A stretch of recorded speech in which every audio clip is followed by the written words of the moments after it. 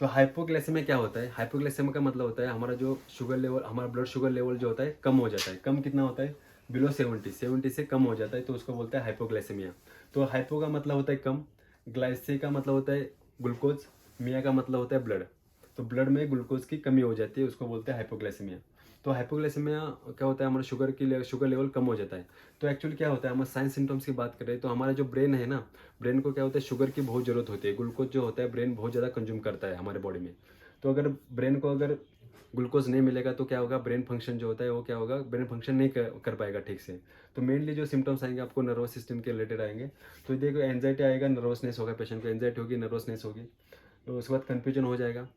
तो blood vision हो जाएगा। ब्लड विजन क्यों हो जाएगा? बिकॉज ऑफ क्यों, ऑप्टिक नर्व जो होता है, ऑप्टिक नर्व जो होता है आँख का, वो क्या होता है, ऑप्टिक नर्व जो होता है हमारे ब्रेन को सिग्नल भेजती है। तो हमारा ब्रेन जो होता है वो क्या होता है, ब्रेन को जो हाइपोग्लाइसेमिया की वजह से हमारा ब्रेन जो होता है काम करना थोड़ा बहुत बंद कर देता है, जिसकी वजह से क्या, ब्लड विजन हो जाएगा।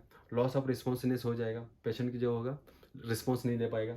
स्वीटिंग हो जाएगा। स्वीटिंग और हार्ट रेट जो देखो, जब भी हम डेंजर जोन में होते हैं तब क्या होता है, डेंजर जब हम हमारा बॉडी जो होता है सिक हो जाता है या डेंजर में होता है तब क्या होता है, हमारा जो स्वीटिंग होता है ऑटोमेटिक नर्वस सिस्टम उसको कंट्रोल कर देता है। तो हमारे जब भी हम डेंजर में होते हैं तो ऑटोमेटिक हमारे बॉडी से क्या होता है, स्वीटिंग हो जाता है।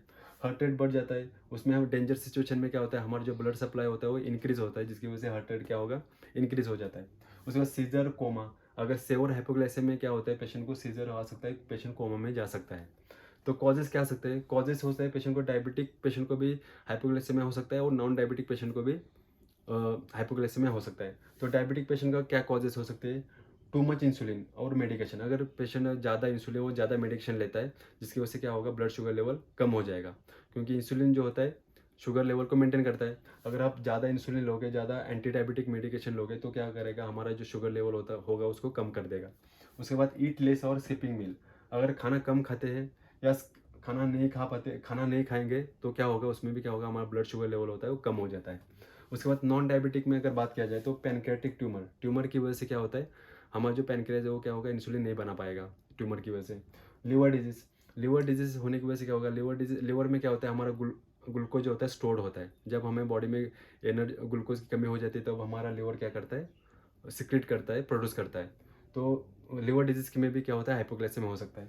उसके बाद एक्सेसिव अल्कोहल, ज़्यादा अल्कोहल पीने की वजह से भी क्या होता है, हमारा लिवर फंक्शन जो होता है वो ब्लॉक हो जाता है। तो उसकी भी हो सकता है, या ईटिंग डिसऑर्डर, जो खाना नहीं खाते जिसकी वजह से भी क्या होगा, हाइपोग्लाइसेमिया में पेशेंट चला जा सकता है। तो मैनेजमेंट क्या आता है, मैनेजमेंट मेनली हमें क्या करना है, फर्स्ट हमें करना है कि रियश्योर द पेशेंट को हमें रियश्योर करना है, दिलासा देना है कि तुम्हें कुछ नहीं होगा, ठीक है, हम तुम्हारे साथ है, ऐसे उसको पेशेंट को दिलासा देना है। उसके बाद give comfortable position to the patient को कंफर्टेबल पोजीशन देना है।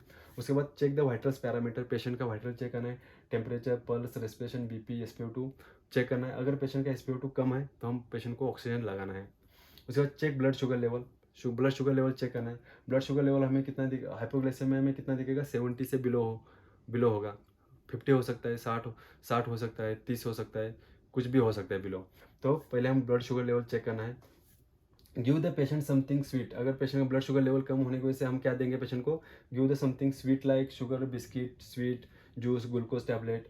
तो पेशेंट को क्या मीठा खाने के लिए देना है तुरंत पेशेंट को।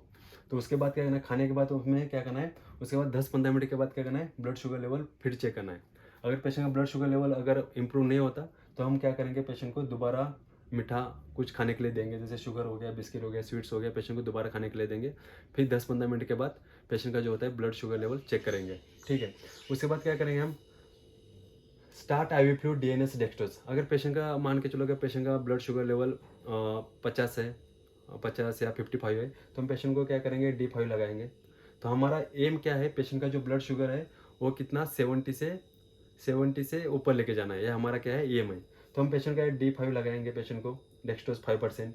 उसके बाद अगर पेशेंट 70 के आसपास पेशेंट पहुंच गया, 70 तक ब्लड शुगर पहुंच गया, तो उसके बाद हम DNS dextrose normal saline continue करेंगे मेंटेनेंस के लिए, ब्लड शुगर उसका मेंटेन करने के लिए।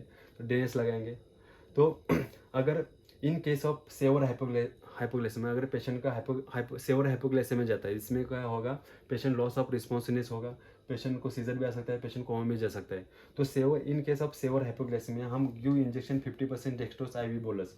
उसमें क्या करना है, हमें इंजेक्शन 50% जो होता है डेक्सट्रोज IV बोलस देना है, इंट्रावेनसली क्या करना है, बोलस देना है। बोलस का मतलब होता है हम कम समय में देते हैं, डायरेक्ट देते हैं, स्लो पे देते समय क्या करना है, हमें स्लोली 50% डेक्सट्रोज देना है। फॉर एग्जाम्पल पेशेंट हाइपोग्लाइसेमिया में क्या होगा, पेशेंट का जो ब्लड शुगर लेवल होगा 40 के नीचे भी आ सकता है, 30 हो सकता है, 25 हो सकता है, ठीक है। तो उसमें हम क्या करेंगे, डेक्सट्रोज 50% देंगे। तो इसमें आज हम हाइपोग्लाइसेमिया को ट्रीट करते समय हमें ये भी देखना है कि पेशेंट हाइपोग्लाइसेमिया में ना चला जाए। तो हाइपोग्लाइसेमिया का अलग ट्रीटमेंट होता है, उसमें हम पेशेंट को इंसुलिन देते हैं, उसमें फ्लूइड थेरेपी देते हैं। तो ये चीज़ होती है। आई होप आप समझ गए होंगे।